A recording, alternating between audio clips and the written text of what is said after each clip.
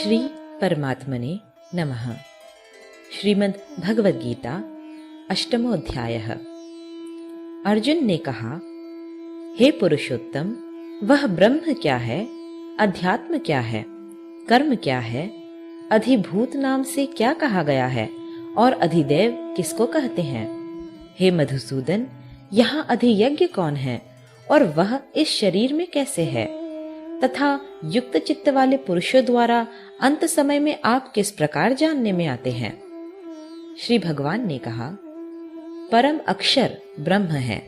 अपना स्वरूप अर्थात जीवात्मा अध्यात्म नाम से कहा जाता है, तथा भूतों के भाव को उत्पन्न करने वाला जो त्याग है वह कर्म नाम से कहा गया है। उत्पत्ति विनाश धर्म वाले सब पदार्थ अधिभूत हैं। हिरण्यमय पुरुष, जिनको शास्त्रों में सूत्रात्मा, हिरण्यगर्भ, प्रजापति, ब्रह्मा इत्यादि नामों से कहा गया है, अधिदेव हैं। और हे देहधारियों में श्रेष्ठ अर्जुन, इस शरीर में मैं वासुदेव ही अंतर्यामी रूप से अधियज्ञ हूँ। जो पुरुष अंतकाल में मुझको ही स्मरण करता हुआ शरीर को त्याग कर जाता है, वह मेरे साक्षात स्वरूप को प्राप्त होता है, इसमें कुछ भी संशय नहीं है।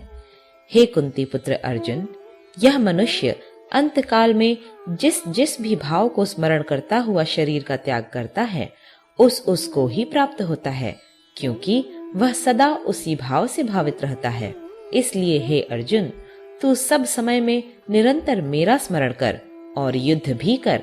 इस प्रकार मुझ में अर्पण किए हुए मन बुद्धि से युक्त होकर तू निस्संदेह मुझको ही प्राप्त होगा।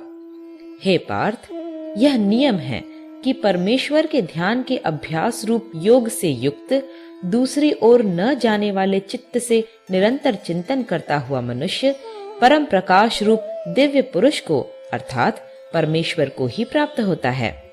जो पुरुष सर्वज्ञ, अनादि, सबके नियंता अर्थात अंतर्यामी रूप से सब प्राणियों के शुभ और अशुभ कर्म के अनुसार शासन करने वाला, सूक्ष्म से भी अति सूक्ष्म, सबके धारण पोषण करने वाले अचिंत स्वरूप, सूर्य के सदृश नित्य चेतन प्रकाश रूप और अविद्या से अति परे शुद्ध सच्चिदानंद घन परमेश्वर का स्मरण करता है, वह भक्ति युक्त पुरुष अंतकाल में भी योग बल से भ्रिकुटी के मध्य में प्राण को अच्छी प्रकार स्थापित करके फिर निश्चल मन से स्मरण करता हुआ उस दिव्य रूप परम पुरुष परमात्मा को ही प्राप्त होता है। वेद के जानने वाले विद्वान जिस सच्चिदानंद घन रूप परम पद को अविनाशी कहते हैं, आसक्ति रहित यत्नशील सन्यासी महात्मा जन जिसमें प्रवेश करते हैं और जिस परम पद को चाहने वाले ब्रह्मचारी लोग ब्रह्मचर्य का आचरण करते हैं, उस परम पद को मैं तेरे लिए संक्षेप से कहूंगा। सब इंद्रियों के द्वारों को रोककर तथा मन को हृदय में स्थिर करके फिर उस जीते हुए मन के द्वारा प्राण को मस्तक में स्थापित करके परमात्मा संबंधी योग धारणा में स्थित होकर जो पुरुष ओम इस एक अक्षर रूप ब्रह्म को उच्चारण करता हुआ और उसके अर्थ स्वरूप मुझ निर्गुण ब्रह्म का चिंतन करता हुआ शरीर को त्याग कर जाता है, वह पुरुष परम गति को प्राप्त होता है। हे अर्जुन, जो पुरुष मुझ में अनन्य चित्त होकर सदा ही निरंतर मुझ पुरुषोत्तम को स्मरण करता है, उस नित्य निरंतर मुझ में युक्त हुए योगी के लिए मैं सुलभ हूँ, अर्थात उसे सहज ही प्राप्त हो जाता हूँ।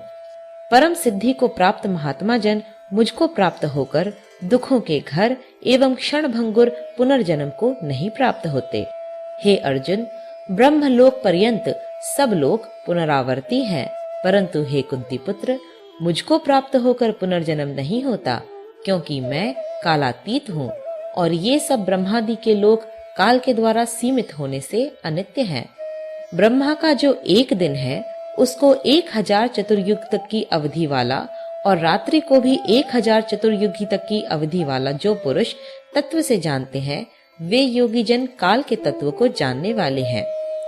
संपूर्ण चराचर भूतगण ब्रह्मा के दिन के प्रवेश काल में अव्यक्त से अर्थात ब्रह्मा के सूक्ष्म शरीर से उत्पन्न होते हैं और ब्रह्मा की रात्रि के प्रवेश काल में उस अव्यक्त नामक ब्रह्मा के सूक्ष्म शरीर में ही लीन हो जाते हैं।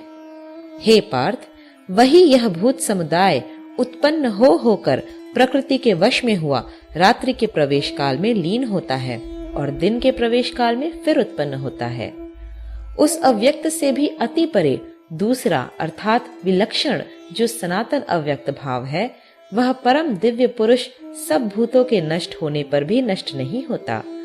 जो अव्यक्त अक्षर इस नाम से कहा गया है, उसी अक्षर नामक अव्यक्त भाव को परम गति कहते हैं तथा जिस सनातन अव्यक्त भाव को प्राप्त होकर मनुष्य वापस नहीं आते, वह मेरा परम धाम है। हे पार्थ, जिस परमात्मा के अंतर्गत सर्वभूत हैं और जिस सच्चिदानंद घन परमात्मा से यह समस्त जगत परिपूर्ण है, वह सनातन अव्यक्त परम पुरुष तो अनन्य भक्ति से ही प्राप्त होने योग्य है। हे अर्जुन, जिस काल में, यहाँ काल शब्द से मार्ग समझना चाहिए, क्योंकि आगे के श्लोकों में भगवान ने इसका नाम स्मृति, गति ऐसा कहा है। जिस काल में शरीर त्याग कर गए हुए योगी जन तो न वापस लौटने वाली गति को, और जिस काल में गए हुए वापस लौटने वाली गति को ही प्राप्त होते हैं, उस काल को अर्थात दोनों मार्गों को कहूंगा। जिस मार्ग में ज्योतिर्मय अग्नि अभिमानी देवता है, दिन का अभिमानी देवता है, शुक्ल पक्ष का अभिमानी देवता है और उत्तरायण के 6 महीनों का अभिमानी देवता है, उस मार्ग में मरकर गए हुए ब्रह्मवेत्ता योगी जन उपर्युक्त देवताओं द्वारा क्रम से ले जाए जाकर ब्रह्म को प्राप्त होते हैं। जिस मार्ग में धूमाभिमानी देवता है, रात्रि अभिमानी देवता है तथा कृष्ण पक्ष का अभिमानी देवता है और दक्षिणायन के 6 महीनों का अभिमानी देवता है, उस मार्ग में मरकर गया हुआ सकाम कर्म करने वाला योगी उपर्युक्त देवताओं द्वारा क्रम से ले गया हुआ चंद्रमा की ज्योति को प्राप्त होकर स्वर्ग में अपने शुभ कर्मों का फल भोग कर वापस आता है। क्योंकि जगत के ये 2 प्रकार के शुक्ल और कृष्ण अर्थात देवयान और पितृयान मार्ग सनातन माने गए हैं। इनमें एक के द्वारा गया हुआ जिससे वापस नहीं लौटना पड़ता, उस परम गति को प्राप्त होता है और दूसरे के द्वारा गया हुआ फिर वापस आता है अर्थात जन्म मृत्यु को प्राप्त होता है। हे पार्थ, इस प्रकार इन दोनों मार्गों को तत्व से जानकर कोई भी योगी मोहित नहीं होता। इस कारण हे अर्जुन, तू सब काल में समबुद्धि रूप योग से युक्त हो अर्थात निरंतर मेरी प्राप्ति के लिए साधन करने वाला हो। योगी पुरुष इस रहस्य को तत्व से जानकर वेदों के पढ़ने में तथा यज्ञ, तप और दानादि के करने में जो पुण्य फल कहा है, उन सब को निस्संदेह उल्लंघन कर जाता है और सनातन परम पद को प्राप्त होता है। अष्टमो अध्यायः समाप्त।